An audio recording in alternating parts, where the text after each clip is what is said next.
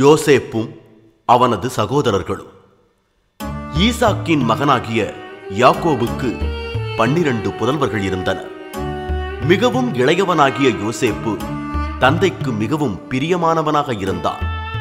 யோசேப்பு 17 வயதை அடைந்த பொழுது யாக்கோபு அவனுக்கு அழகிய வேலைப்பாடுகள் அமைந்த ஒரு அங்கியை செய்து கொடுத்தார்.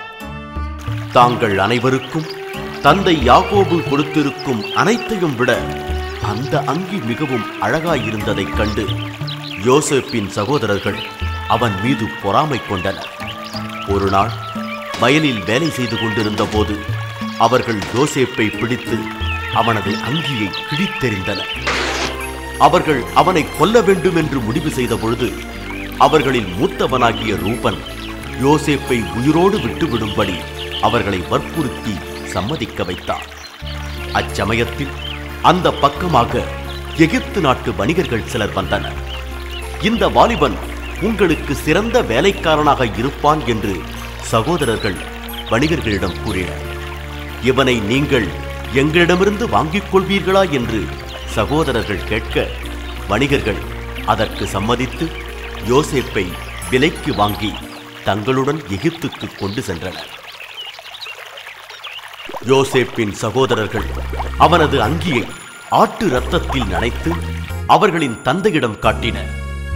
ஏதோ விபரீதமாகிவிட்டது, யோசேப்பு ஒரு காட்டு விலங்கால் கொல்லப்பட்டு விட்டான் என்று அறிவித்தனர். எகிப்து தேசத்தில் அடிமையாக இருந்த பொழுது யோசேப்பு மக்களின் கனவுகளுக்கு பொருள் சொல்வதில் பிரபலமானான். எகிப்து மன்னன் பார்வோன் கூட தான் கண்ட ஒரு பயங்கரமான கனவுக்கு யோசேப்பிடம் விளக்கம் கேட்டான்.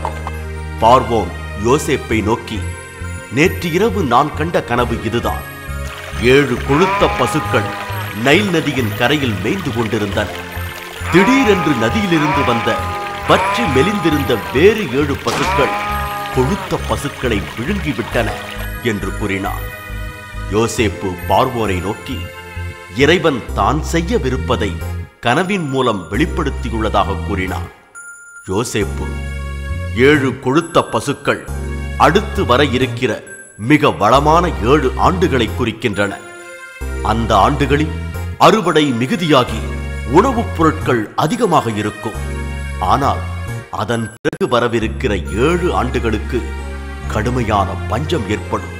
மக்கள் பட்டினியால் துன்பப்படுவார்கள்.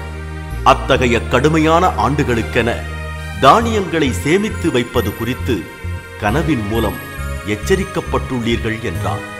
பார்வோன் மிகுந்த நன்றி உணர்வுடன் தானியங்களை சேகரிக்கும் பொறுப்பை யோசேப்புக்கு அளித்து அவனை அதிகாரியாக்கினார். பார்வோனின் அரண்மனையில் மிகவும் மதிப்பிற்குரிய அதிகாரியாக அவன் உயர்த்தப்பட்டான்.